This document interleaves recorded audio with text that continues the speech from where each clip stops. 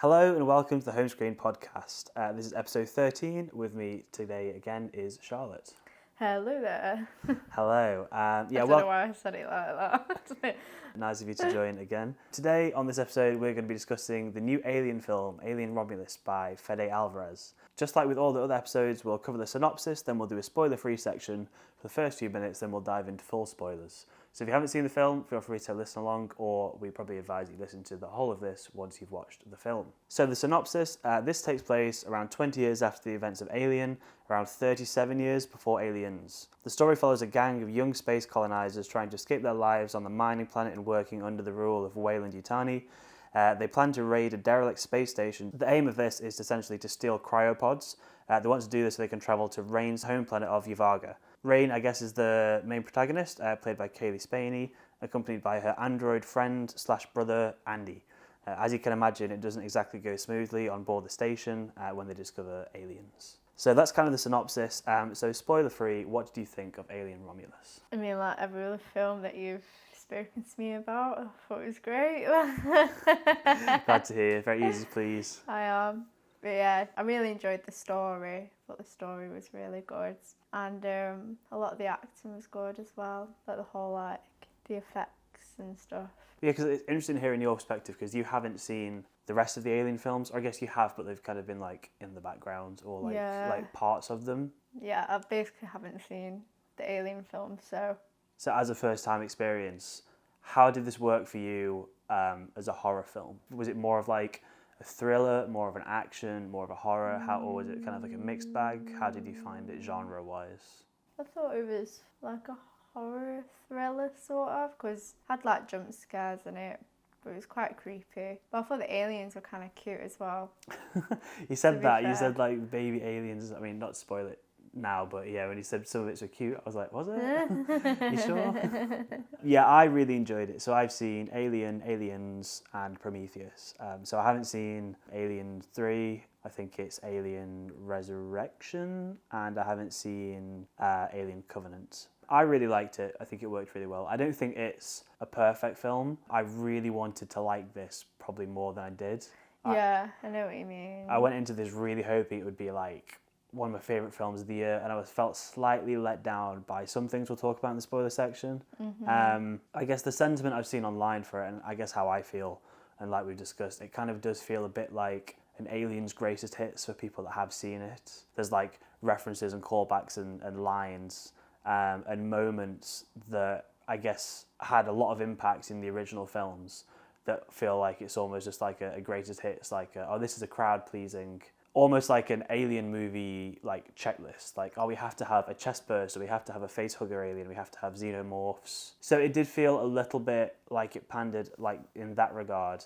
Yeah, I suppose if you've already seen all the Alien films, then to have the best bits repeated sort of seems a bit boring not boring, but Yeah, I know what you mean. Yeah. But then I guess that this is probably a really good entry point for people that haven't seen them.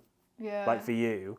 And also, I guess, for a young generation, and it's quite a young cast, quite a young up-and-coming cast, Kaylee Spaney and David Johnson, the two main characters. They're quite up-and-coming, they're in loads of stuff at the moment. I guess it is sort of introducing Alien to a kind of new generation, while also kind of appeasing, the die-hard fans. Sort of when Star Wars came back after, 11 years of no films, and then it came back with The Force Awakens. It was kind of Star Wars for a new generation, but it also pleases a lot of the old fans. I did still really like it, and I think it is a really good entry point for people like yourself to then go back and watch Alien and Aliens. Yeah. Because I still think the big moments in those, I don't think this will diminish the big moments. I still think the big jump scares, the big talking points of those films will still hit really hard. No, I do want to clarify, I actually did think this looked and sounded stunning. Oh yeah, it literally looked like it was truly in space. Yeah, and I think it's really cool how they made space feel really dangerous. Yeah.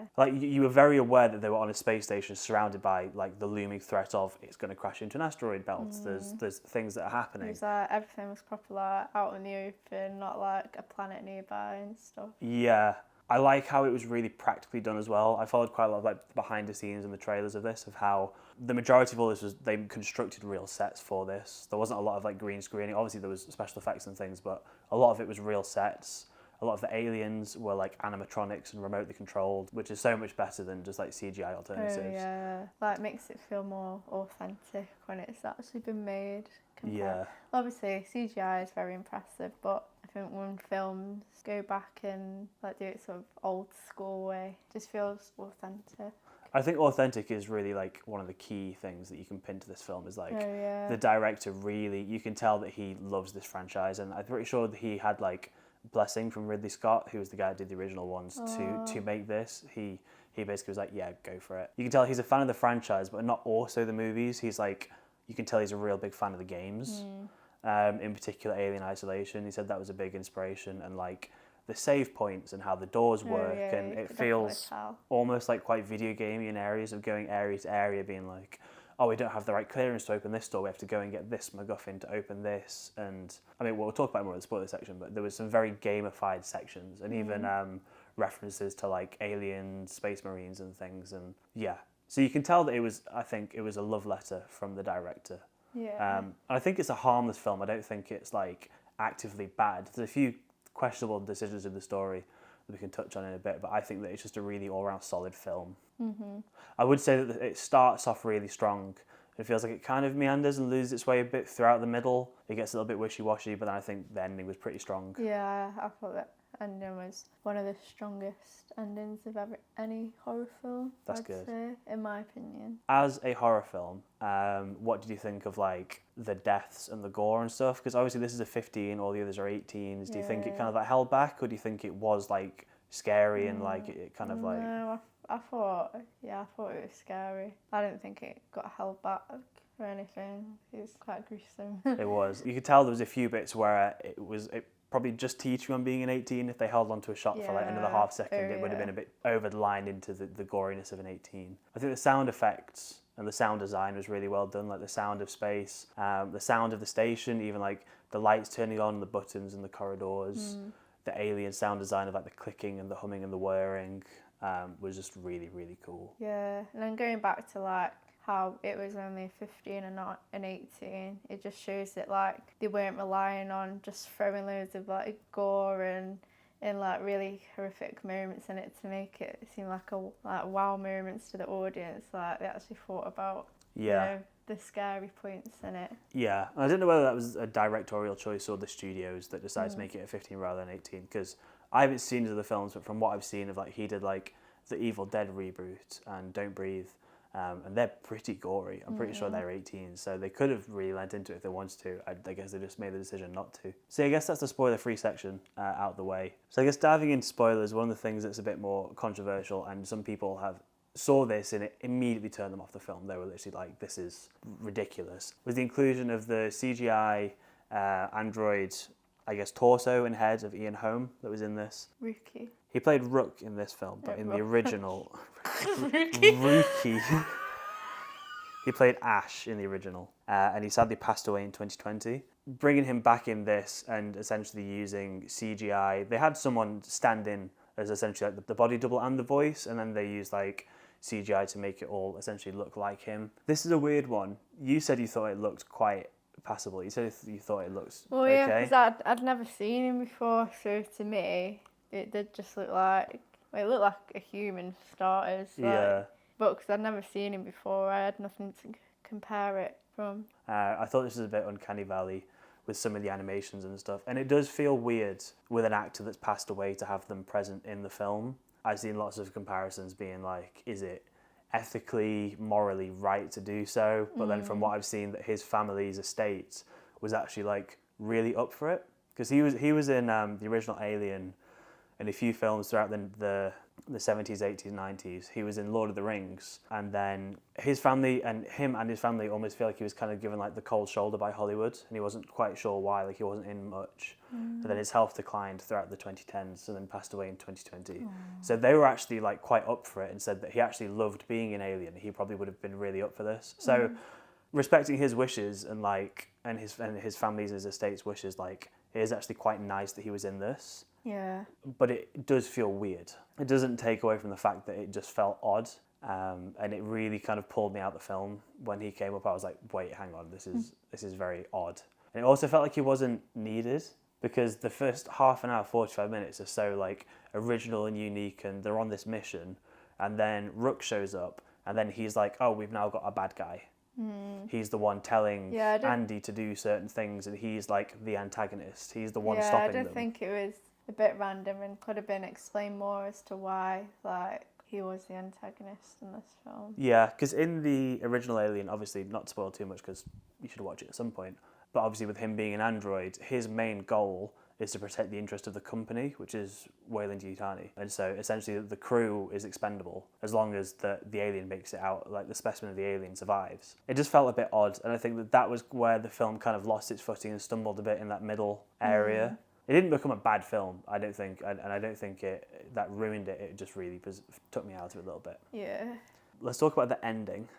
Oh, God. So I thought it was a really cool, really creepy ending. I actually think it worked really well. It was a strong ending, in my opinion. Yeah, I suppose I knew when Kay was pregnant. Yeah. Just sort of knew like something's happening with that baby. Something's not right with that baby. Very, very creepy. Very creepy looking alien, like half human, half alien. Like hybrid. I guess it's like one of our friends said it was almost like proto-engineer. Yeah, really odd, but like actually kind of cool. Like you said, it almost was like Resident Evil-ish design. Yeah, I was thinking like if you've played Resident Evil 8. Yeah, the eighth one. If you've played that, then you'll know what I'm sort of referencing from. Yeah, it was very creepy in like a cool way. And it was actually like pretty menacing as well. Oh, like God, yeah. a looming threat. Because literally at that point, Kay's like a goner, and David is like essentially passes away, and it's literally just Rain against that freak, that monstrosity. The ending of like kicking over the egg with acid and like emptying it out into the vacuum of space. Like it was a pretty cool way to end. Yeah. I liked how there was some really cool creative sequences. Like I mentioned briefly earlier, how they actually made like space seem threatening in this. A really cool scene, I guess, like 3/4 of the way through, when she's like bullet spraying down all the xenomorphs, and there's all the like acid blood in the air, and they have to like in zero gravity navigate through the acid blood. I thought that's just like so cool and unique. There's quite a few bits like that where I was like, I quite like that. It's like you can tell there's been some thought that's gone into this, and how like when they turn the gravity back on, melts a hole in the hull, and then they like use the lift to shut off the vacuum. There were some cool bits in that. Yeah, I liked how it all links up together. I guess there's room for them to go further with this if they wanted to, because like I said, this is like 37 years before the second one, before Aliens. Obviously, most of the cast died. Well, all the cast dies apart from Rain, and I guess Andy sort of survives by her taking his chip out. Yeah. So there could be room for that moving forward, or they could just leave this as a nice one-off. Because I think like an alien film, but using like the hybrid human aliens, it would be quite cool. Potentially, yeah. Because the package that got to the ship, those like syringes of black goo that Kay injected herself with, which made her like xenomorph, like engineer pregnant. There was a bunch of those on the ship, that black goo. So if anyone injects themselves with that black goo, they'll either turn into one of those or their babies will turn into them, and there's like 5 or 6 on the ship. Maybe something with that, or they could just be like, right, we've got a 37-year gap to play with. Let's do a new cast of characters and just do loads of spin-offs. They could just be completely unrelated.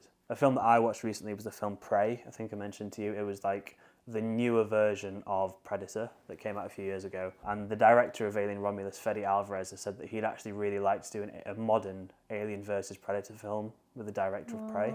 From what I haven't seen them, but from what I gathered, they were kind of like goofy, like big dumb blockbuster movies, kind of like Godzilla versus Kong kind of stuff of just like, they're not true horrors, they're just like kind of action movies. So that might work, that might happen in the future. But yeah. What was your favourite bit? The ending. The ending? Yeah, just with how creepy it was, and it was actually terrifying. Like I feel like with a lot of horror movies, for me, it's quite difficult to achieve that like truly like terrifying scene. Yeah. It almost felt like a mini horror movie at the end, like a short, like a little 10-minute. I guess that felt kind of like video gamey as well, where it's like last 10 minutes, right? Like big You boss have to fight. survive one-on-one. How do you like bait this giant monster around the bottom part of the Yeah. ship? Yeah, I think that was quite cool. What was your favourite bit? I don't know. I think the first act, like the first half an hour especially, was really cool, where they kind of like escape the mining planet and get to the station. They're starting to poke around the station. I also really liked the ending, but also like the looming threat of the station and the ship crashing into the asteroid belt. That just looked so cool. Like, obviously CG, but it just, the way that they showed that and the way they used scale for that. Also the opening and closing shots being like a ship into the stars, coming into view and then going back out of view. Just a really cool looking movie in terms of like the effects, the shot choice, the lighting, the acting. I think this is a very solid all-round movie. I would really recommend checking this out. Yeah, me too. It's definitely worth it. It's also doing really well. It's got loads of good reviews. It's doing really well financially. Like, it's been out for a week. It's made like $120 million or something. So that's a good sign. How much did they spend? So the budget was around 80 million. So it's easily going to make a profit. Like, within the next week, it'll be making a profit. So good on them. Good on Fede Alvarez. So yeah. So yeah, we'll wrap it up there. Thanks very much for listening to this episode of the podcast. Thanks for joining me, Charlotte. Thanks for the invite. So if you enjoy the podcast, feel free to subscribe on YouTube, give us a rating on Apple Podcasts or on Spotify, follow us on social media, and keep up to date for when the next episodes are coming out. Thanks for listening, and we'll see you next time. Bye. See ya.